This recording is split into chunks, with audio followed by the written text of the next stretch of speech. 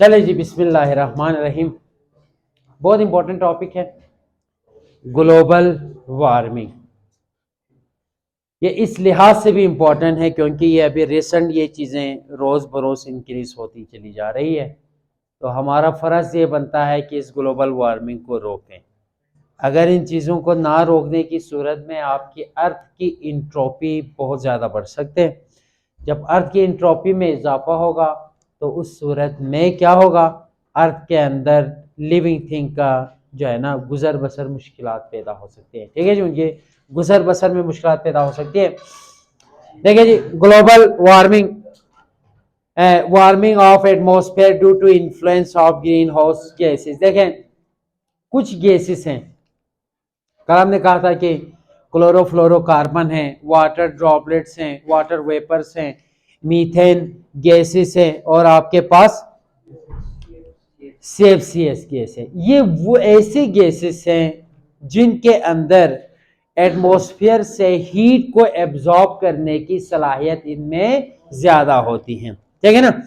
जब इन गैसेस का एटमॉस्फेयर में, कल हमने पढ़ा था मीथेन गैस कैसे निकलते हैं, CFC गैस कैसे निकलते हैं, कार्बन डाइऑक्साइड कैसे निकलते हैं, ठीक है नहीं, यानी कि कंबशन ऑफ पेट्रोलियम ऑयल, ठीक है ना, उसकी वजह से क्या हो रहा है, कार्बन डाइऑक्साइड बढ़ रहे हैं। और डिफॉरेस्टेशन, एटमॉस्फेयर में कार्बन डाइऑक्साइड को कम करने का अहम जरिया क्या है, प्लांटेशन। पिछले दफा गवर्नमेंट ऑफ पाकिस्तान इमरान खान ने कहा था ना कि मिलियन ट्रीज प्रोग्राम, ये क्यों किया था, ताकि एटमॉस्फेयर पॉल्यूशन को कम से कम कर सके। ठीक है जी। तो ये ह्यूमन एक्टिविटीज की वजह से इन गैसेस का एटमॉस्फेयर में इंक्रीज हो जाते हैं। जब ये गैसेस इंक्रीज होते हैं, अब आपको पता है, देखिए जी, ये हमारा अर्थ है और ये गैसेस अंदर मौजूद होता है और ये एक लेयर जो गैसेस की बनते हैं, ग्रीन हाउस गैसेस होती है, वो यहां से सूरज की जो एनर्जी है वो अर्थ सरफेस पे पड़ते हैं। अर्थ पे पड़ने के बाद ये दोबारा अर्थ से रिलीज होता है, तो वो जो हीट एनर्जी है वो क्या करेंगे, ये तमाम गैसेस उस हीट एनर्जी को एब्जॉर्ब करते हैं। जब इसके ये गैसेस एब्जॉर्ब करेंगे तो इन गैसेस की काइनेटिक एनर्जी बहुत ज्यादा बढ़ जाते हैं। तो गैसेस की काइनेटिक एनर्जी बढ़ जाएगी तो उस सूरत में आपका एटमॉस्फेयर गर्म होना शुरू हो जाते हैं। तो होगा क्या, जब ये गैसेस बढ़ेंगे ग्लोबल वार्मिंग भी बढ़ेगी। लेकिन हमारा फरीजा क्या है, हमारा फरीजा ये है कि ऐसे एक्टिविटीज को कम किया जाए जिनकी वजह से इन गैसेस का एटमॉस्फेयर में इजाफा हो जाता है। ठीक है जी। कहते हैं अगर ये ग्लोबल वार्मिंग मुसलसल होता रहे उस सूरत में क्या इंपैक्ट पड़ सकते हैं।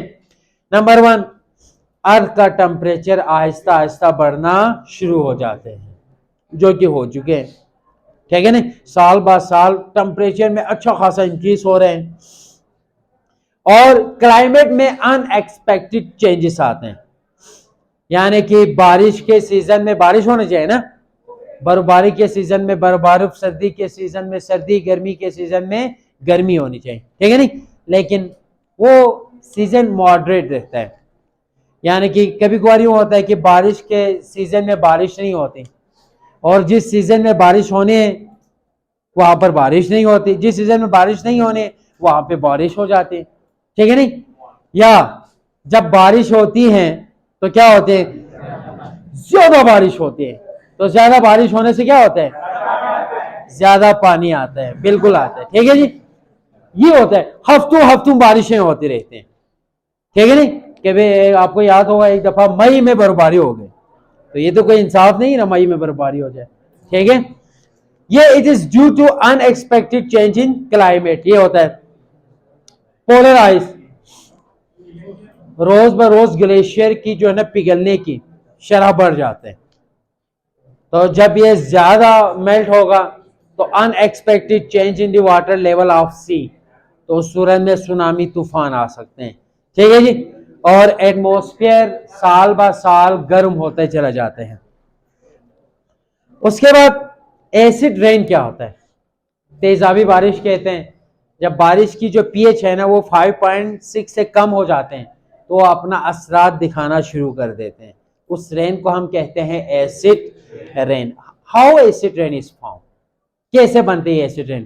देखिए अभी मैंने कहा कि combustion of petrol, petroleum, incineration, ये क्या करते हैं आपके एटमॉस्फेयर के अंदर carbon dioxide, sulphur dioxide, nitrogen dioxide, इन तमाम गैसेस की कंसंट्रेशन बढ़ जाती है एटमॉस्फेयर के अंदर। जब इनकी कंसंट्रेशन बढ़ जाती है तो क्या होता है पता है? ड्यूरिंग थंडरस्टॉर्म, गरज चमक जब उठते हैं तो ये गैसें जोरदार तरीके से आपस में इनकी क्या होते हैं, टकराव होते हैं। होने के बाद जो कार्बन डाइऑक्साइड है वो क्या बनाते हैं, कार्बोनिक एसिड, सल्फर डाइऑक्साइड क्या बनाते हैं, सल्फ्यूरिक एसिड, नाइट्रोजन ऑक्साइड क्या बनाते हैं, नाइट्रिक एसिड। ये तमाम के तमाम स्ट्रॉन्ग एसिड है। तो जब बारिश के अंदर ये तमाम एसिड बनेंगे ना तो वो उसकी पीएच बहुत ज्यादा कम हो जाते हैं, फिर वो एसिडिक कैरेक्टरिस्टिक शो करना शुरू कर देते हैं जिसके ऊपर ह्यूमन बीइंग के ऊपर बहुत बुरा असर पड़ते हैं। क्या क्या इफेक्ट पड़ते हैं देखिए, मेटल एकदम से जंग लग जाते हैं, खुसूसन सल्फ्यूरिक एसिड, नाइट्रिक एसिड वगैरह लगते हैं तो ये वाटर सोलुबल साल्ट बनाते हैं, हाइड्रोजन गैस बनाते हैं जो कि रिएक्शन मैंने इधर लिखा है। एसिड रेन की वजह से मेटल को जंग लगते हैं।